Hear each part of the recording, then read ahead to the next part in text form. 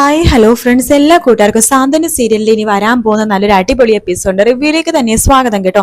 Channel ആദ്യമായിട്ടാണ് കാണുന്നുണ്ടെങ്കിൽ ഒന്ന് സബ്സ്ക്രൈബ് ചെയ്യാനും ലൈക്ക് ചെയ്യാനും കമന്റ് ചെയ്യാനും മറക്കല്ലേ. അങ്ങനെ സാന്ത്വനത്തിൽ വളരെ നിർണായകമായിട്ടുള്ള ഘട്ടത്തിലൂടെയാണ് നമ്മുടെ എപ്പിസോഡ് നാളെയും മറ്റന്നാളെയും വരാൻ വേണ്ടി പോകുന്നത് കേട്ടോ. വേറൊന്നുമല്ല, അങ്ങനെ മിത്രയും മീനാക്ഷിയും നടന്ന സംഭവങ്ങളൊക്കെ തുറന്നു പറയുന്നുണ്ടല്ലോ. അപ്പൊ ഗോമതി അതുപോലെ തന്നെ ആര്യനും ആകാശൊക്കെ അവരെ കുറ്റപ്പെടുത്താണ് ചെയ്യുന്നത്. നിങ്ങൾക്ക് ഇത് നേരത്തെ അറിയാന്നുണ്ടെങ്കിൽ നിങ്ങൾ എന്തുകൊണ്ട് പറഞ്ഞില്ല? നിങ്ങൾ വലിയ തെറ്റാണ് മീനാക്ഷി ചെയ്തത്, വലിയ തെറ്റാണ് എന്ന് പറയുമ്പോൾ ബാലൻ പണ്ട് മതി നിർത്ത്, സംഭവിക്കേണ്ടതൊക്കെ സംഭവിച്ചു. അല്ലെങ്കിലും എനിക്കും തോന്നിയായിരുന്നു അവൾക്ക് ജീവനെ വളരെയധികം ഇഷ്ടമായിരുന്നു. പിന്നീട് എന്ത് സംഭവിച്ചു എന്ന് ആലോചിച്ചിട്ട് ഞാൻ വെച്ചാൽ ചിലപ്പോൾ ആദ്യം സ്നേഹിച്ച പുരുഷനെ ചില പെണ്ണുങ്ങൾക്ക് മറക്കാൻ പറ്റില്ലല്ലോ, അതുകൊണ്ട് അങ്ങനെയായിരിക്കും എന്നൊക്കെ വിചാരിച്ച് ഞാൻ അങ്ങനെ സമാധാനിക്കായിരുന്നു. പക്ഷെ എങ്കിലും എന്റെ മോള് ഈ കുടുംബത്തെ ചതിക്കില്ലെന്ന് എനിക്കൊരു വിശ്വാസം ഉണ്ടായിരുന്നു. ആ വിശ്വാസം അവള് തെറ്റിച്ചില്ല. അപ്പൊ അങ്ങനത്തെ ഒരു വിവാഹം നടന്നിട്ടില്ലെന്ന് അവൾ ഉറപ്പ് പറയുകയാണെങ്കിൽ ഇനി ഒരു നിമിഷം പോലും എന്റെ മോള് അവിടെ നിൽക്കാൻ പാടില്ല. ഇപ്പൊ തന്നെ ഗോമതി, ഈ നിമിഷം തന്നെ നമ്മുടെ മോളെ നമുക്ക് വിളിച്ചോണ്ട് വരണം. ബാലേട്ടാ ഒന്ന് അടങ്ങ്, അവരെന്തെങ്കിലും കാര്യങ്ങൾ സംസാരിക്കട്ടെ. ഇനി എന്ത് സംസാരിക്കാൻ? വിവാഹം കഴിയാത്തൊരു പെണ്ണ് അവിടെ പോയി നിൽക്കുന്നത് എന്തിനാണ്? അതല്ല പറയട്ടെ, വിവാഹം കഴിഞ്ഞില്ലെന്നിപ്പോ നമുക്ക് കുറച്ചു പേർക്ക് മാത്രമേ അറിയാവുള്ളൂ. പുറത്തുള്ള ഒരാൾക്ക് പോലും ഈ സംഭവങ്ങൾ അറിയില്ല. അവരുടെയൊക്കെ നോട്ടത്തിൽ എന്താണ്, അലോക് വിവാഹം കഴിച്ച പെണ്ണാണ് അനുശ്രീ.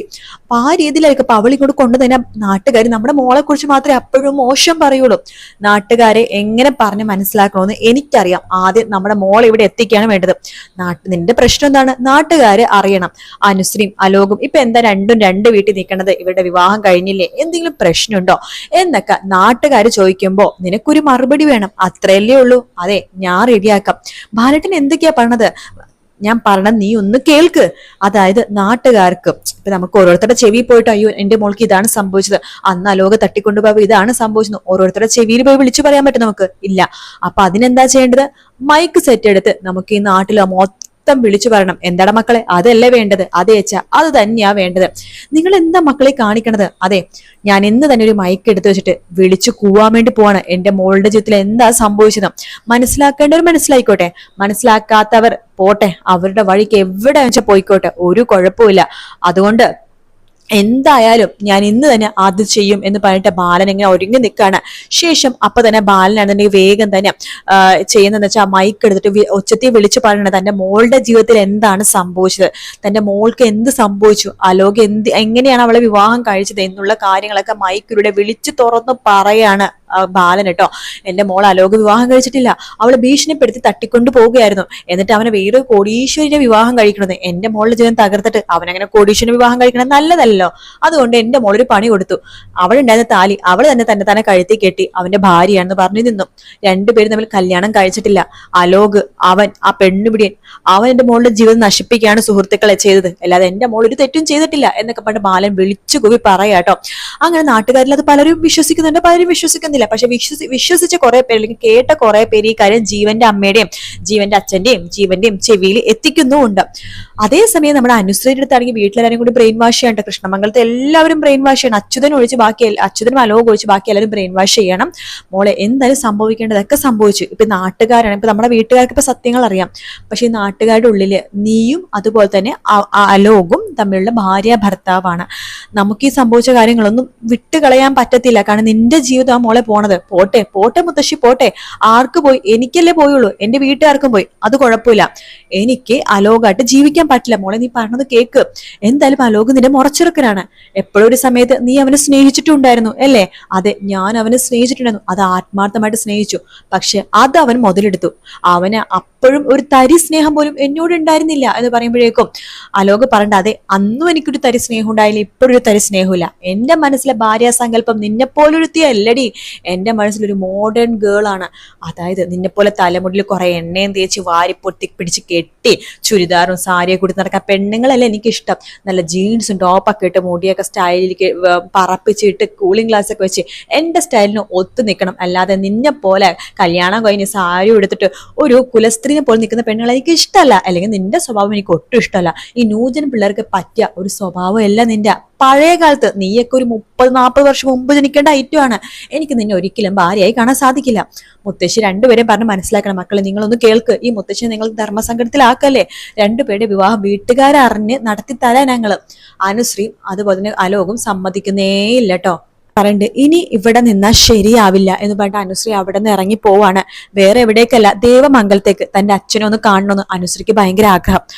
അതേസമയം ബാലനും ആഗ്രഹിച്ചുകൊണ്ടിരിക്കുകയാണ് അനുശ്രീനെ കാണാൻ വേണ്ടി. അങ്ങനെ അനുശ്രീ ബാലിന്റെ അടുത്തേക്ക് അച്ഛാന്ന് പറഞ്ഞിട്ട് കെട്ടിപ്പിടിച്ചിട്ട് കാലിൽ വീണ് തൊഴുത് കരഞ്ഞു പറയണം, അച്ഛാ സംഭവിച്ചതൊക്കെ വേണ്ട, എനിക്കെല്ലാം മനസ്സിലായി, ഞാൻ എല്ലാം അറിഞ്ഞു, നിന്നെ അവിടെ വന്ന് വിളിച്ചുകൊണ്ട് വരാൻ നിൽക്കുമായിരുന്നു ഞാൻ. നീ എന്തായാലും വന്നല്ലോ, ഇനി നീ അവിടേക്ക് പോകണ്ട. അവരെല്ലാരും കൂടി അലോകിനെ എന്നോട് വിവാഹം കഴിക്കാൻ വേണ്ടി നിർബന്ധിക്കുക, അച്ഛാ വേണ്ട, അങ്ങനത്തെ ഒരു വൃത്തികെട്ടവനെ വിവാഹം കഴിക്കണേക്കാളും നല്ലത് നീ പോയി കെട്ടിത്തൂങ്ങി ചാവണതാണെന്നേ ഞാൻ പറയുള്ളൂ. എന്നിട്ട് നിനക്ക് നല്ലൊരു പയ്യന്റെ വിവാഹബന്ധം വന്നപ്പോ ഞങ്ങൾ എല്ലാവരും സന്തോഷിച്ചു, നീയും അവന് ഇഷ്ടമായിരുന്നു.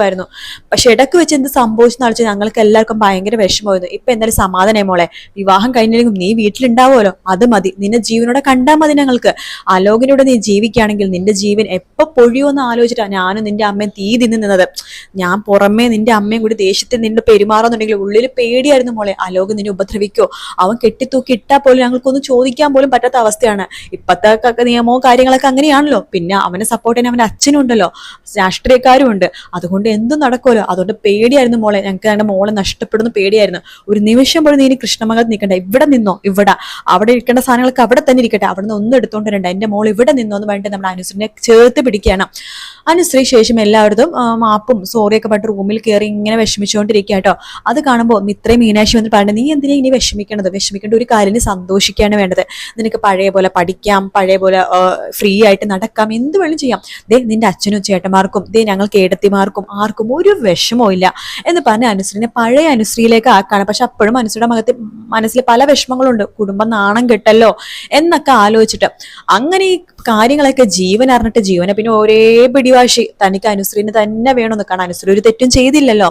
അനുശ്രീ അന്ന് ആ കുടുംബത്തിന്റെ മാനം കാക്കാനും അല്ലെങ്കിൽ കുടുംബം നാണം കെടാതിരിക്കാനും പിന്നെ അലോകിന് ഒരു പണി കൊടുക്കാനും വേണ്ടിയിട്ടാണ് അങ്ങനെ ചെയ്തെന്ന് മനസ്സിലാക്കിയ ജീവൻ അനുശ്രീനെ എനിക്ക് വേണോ അമ്മ, അനുശ്രീനെ എനിക്ക് കല്യാണം കഴിക്കണം അമ്മ എന്ന് പറഞ്ഞിട്ട് നമ്മുടെ അമ്മ എടുത്ത് ഒരേ പറച്ചില്ല. അപ്പൊ അമ്മയും പറഞ്ഞിട്ട് കേട്ടത് സത്യമാണെന്നുണ്ടെങ്കിൽ എനിക്കും കുഴപ്പമൊന്നുമില്ല, അവളെ പോലത്തെ നല്ലൊരു പെൺകുട്ടിയെ മരുമകളായി കിട്ടാനായിട്ട്, ബുദ്ധിശാലി പെൺകുട്ടിയെ മരുമകളായി കിട്ടാനായിട്ട് ഭാഗ്യം വേണം, നമുക്ക് ഇപ്പൊ തന്നെ അവിടേക്ക് പോകാം എന്ന് പറഞ്ഞിട്ട് ജീവന്റെ കൈ പിടിച്ച അമ്മ അവിടേക്ക് പോവാണ്. എന്നിട്ട് അനുശ്രീനെ വീണ്ടും പ്രപ്പോസ് ചെയ്യാണ്, ഞങ്ങൾക്ക് താല്പര്യമുണ്ട്, വിവാഹബന്ധം മുന്നോട്ട് കൊണ്ടുപോകാൻ താല്പര്യമുണ്ട്, നിങ്ങൾക്ക് ഓക്കെ ആണെന്നുണ്ടെങ്കിൽ നമുക്ക് മുടങ്ങി നിർത്തി വെക്കേണ്ടി വന്ന ആ ഒരു വിവാഹം നടത്താം. അപ്പൊ നാട്ടുകാർക്ക് മുമ്പിൽ നിങ്ങൾ നാണം കെടില്ല, ഒന്നും കൂടി ഉയരത്തിലേക്ക് പൊങ്ങി നിൽക്കുള്ളൂ. ഇപ്പൊ നാട്ടുകാരെ പലരും വിശ്വസിച്ചിട്ടില്ല.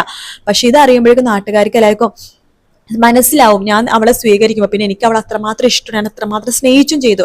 അപ്പൊ നിങ്ങൾ ഓക്കെ ആണെങ്കിൽ പറയണമെന്ന് പറഞ്ഞിട്ടാണ് അവരവിടെ നിന്ന് പോകുന്നത്. പക്ഷെ അനുശ്രീ ഓക്കെ അല്ല. അപ്പൊ അനുശ്രീയുടെ കല്യാണം ഇപ്പോഴും തമിഴിൽ കഴിഞ്ഞിട്ടില്ല. അപ്പൊ ഈ ഒരു ഭാഗം നമുക്ക് ഒരുപാട് നാളത്തെ മുമ്പത്തെ ഭാഗമൊന്നുമല്ല തമിഴിൽ, ഇപ്പൊ മലയാളത്തിൽ ഒരുപാട് സ്പീഡിൽ വരുന്നോണ്ടാ. തമിഴ് ഇതൊരു എനിക്ക് തോന്നുന്നു ഒരു 5-6 എപ്പിസോഡാണ് നമ്മുടെ മലയാളത്തിൽ 1-2 എപ്പിസോഡായിട്ട് കാണിക്കുന്നത്. അപ്പൊ അതുകൊണ്ട് തന്നെ പെട്ടെന്ന് തന്നെ ജീവൻ നാളെയോ മറ്റന്നാളോ തന്നെ വീട്ടിലേക്ക് വരുമെന്ന് പ്രതീക്ഷിക്കാം. എന്തായാലും നമ്മുടെ അനു ജീവനെ തന്നെ വിവാഹം കഴിക്കട്ടെ, അതാണ് ഞങ്ങൾക്കും താല്പര്യം അല്ലെ. തമിഴിൽ വിവാഹമൊന്നും കഴിച്ചിട്ടൊന്നുമില്ല, പക്ഷെ ജീവൻ അതുപോലെ തന്നെ ഇതേപോലെ തന്നെ ഒരു ക്യാരക്ടറുള്ള പയ്യനാണ് കേട്ടോ അതില്. അപ്പൊ അതുകൊണ്ട് തന്നെ എനിക്ക് തോന്നുന്നു തമിഴ് കാണുമ്പോൾ എനിക്കും തോന്നുന്നു ജീവൻ തന്നെ അനുവിനെ കല്യാണം കഴിക്കുള്ളൂ എന്ന് തോന്നുന്നു അവസാനം വരെ. കാരണം അനു കല്യാണം കഴിക്കാതെ ഇരിക്കുന്നില്ലേ, അതുപോലെ ജീവനും കല്യാണം കഴിക്കാതെ ഇരിക്കും. അവസാനം അവര് തന്നെ ഒന്നിക്കും. എന്തായാലും കാത്തിരുന്ന് കാണാം ഫ്രണ്ട്സ്. വീഡിയോ ഇഷ്ടപ്പെട്ടാൽ ലൈക്ക് ചെയ്യുക, സബ്സ്ക്രൈബ് ചെയ്യുക, കമന്റ് ചെയ്യുക. മറ്റൊരു വീഡിയോ കാണാം. Take care, bye bye.